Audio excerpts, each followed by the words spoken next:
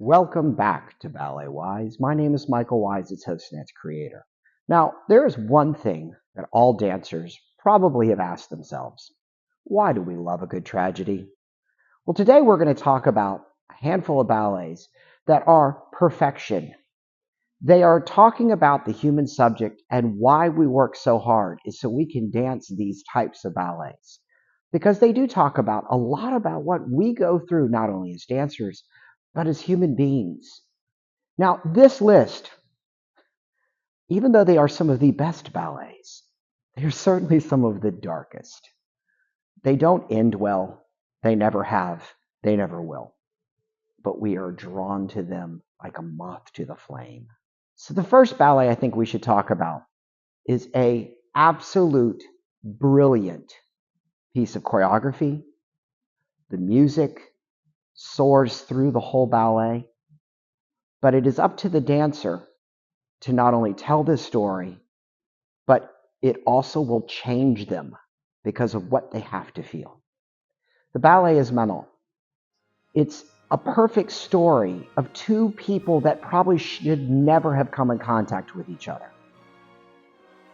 She has a love for life and risk-taking, and he himself is very closed off. He feels deeply, but he can't show it fully. And the beauty of this ballet is seeing the juxtaposition of someone who is dying and full of life, and someone who is slightly dead inside, who's learning to feel life and his emotions. It's one of the incredible ballets that you just watch and you just see how the story unfolds. It's where ballet technique reaches its highest level because we stop looking at, is the leg pointed, is the foot proper, are the arms? You just lose yourself in it. You no longer want to sit there and hear words. You can't. It's literally everything is unfolding in front of you, and you understand it, you feel it yourself, but you probably can't stop it. And that's one of the reasons why we love tragedies, because it has such a heavy effect on us. And this ballet is pinnacle and what I believe is a brilliant tragedy. The second ballet I want to come across is one we all know, and it is by far, by many, many standards, whether it's in the acting world, the ballet world, or even the film world, it's considered the perfect story, Romeo and Juliet. It talks about the teenage point of view that we've all felt, being young and free, being from a position of being sheltered and not knowing there's other things out there in the world, dealing with first love, making rash decisions, watching your friends either go away or even die, dealing with family that may not like who your boyfriend is. These are all stories that we deal with on a day-to-day basis. Whether you're dealing with this right now or when you probably have dealt with it or you will. The ballet is perfection. It will make anyone feel in their heart, in their soul, for these two individuals. At this point, the choreography for many of these productions, it is the voice of the dancer that's to be heard. It makes us feel stronger, deeper. It's dangerous. It heightens our senses, and then we get to see sometimes the result of going too far into that.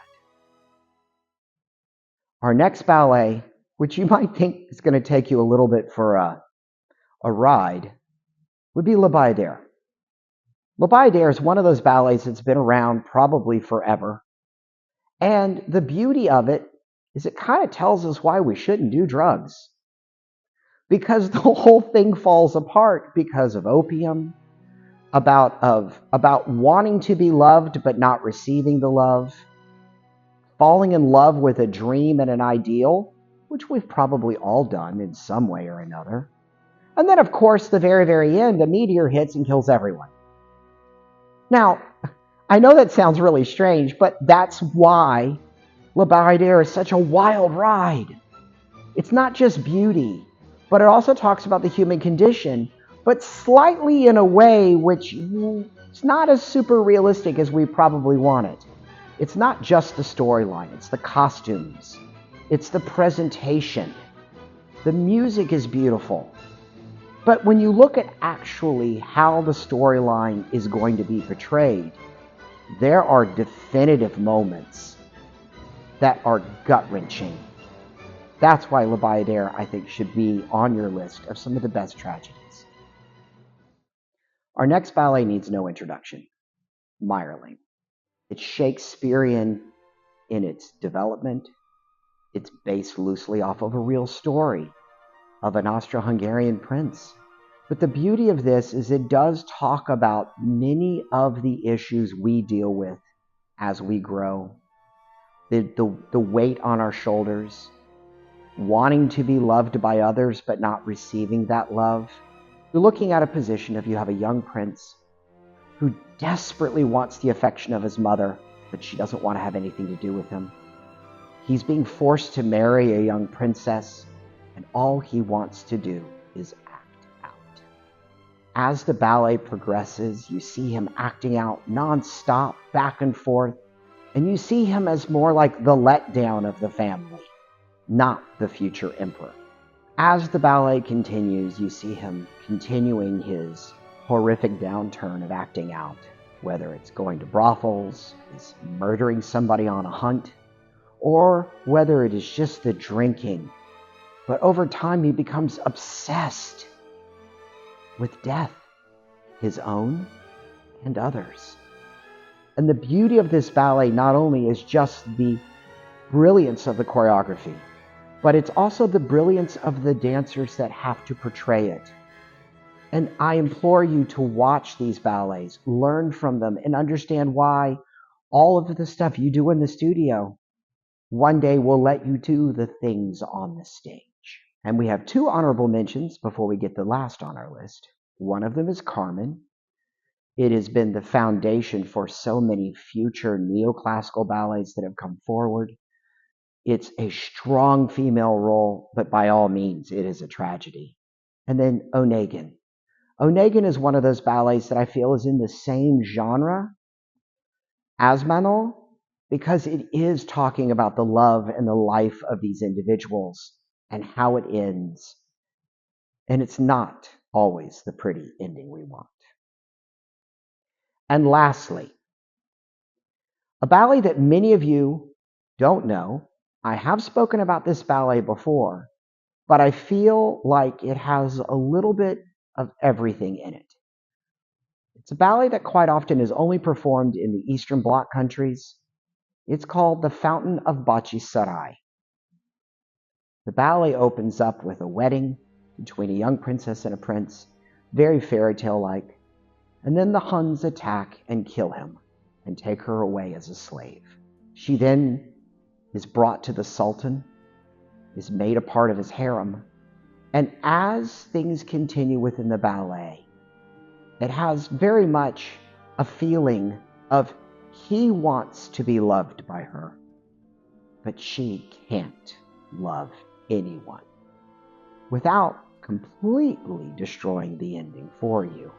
Understand that by the end, everyone that the Sultan truly loves will be dead by decisions that he unfortunately has to make. If you have ballets that have spoken to you, that rip at your soul, that you want to let us know about that we didn't cover in this list, because I know there are multitudes of great ballets that are out there that I can't always cover. So list the top ballets that you love and why. Tell us how a ballet speaks to you, why it drives you to want to do more, push harder. Maybe take a look at, are there ballets out there that talk a little bit, even a little bit about your life story and maybe what you're going through? And hopefully, these ballets have taught you something or might put you on a path to learning more about yourself and why you should keep dancing. So once again, my name is Michael Wise. This has been BalletWise. And remember, be the best person you can be.